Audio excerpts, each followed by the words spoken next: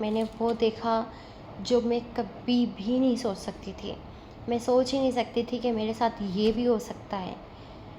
मेरा हस्बैंड बाहर दरवाज़े के बाहर खड़ा था और किसी को इशारों से कह रहा था, आ जाओ आ जाओ। मैं भी छुप गई। मैंने कहा देखूं तो सही ये चल क्या रहा है। मैं जैसे ही छुपने लगी और देखूं तो मेरी तो पैरों तले ज़मीन खिसक गई।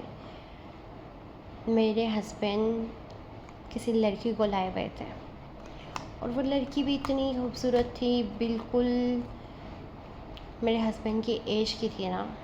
तो मुझे समझ ही नहीं आ रही थी मैं क्या करती। मैंने चुपचाप अपने कमरे में जाके सो गई। अगले रोज़ भी मैंने यही देखा। तो तीसरे रोज़ मैंने जैसे ही मेरी आँख खुली, मेरे बेड के साथ वो बैठी हुई है और मेरे शौहर उससे बातें कर रहे हैं। मैंने कहा ये क्या हुआ है, आप किसके साथ बैठे हुए हैं? मुझे कहता है खामोशी से सो जाओ।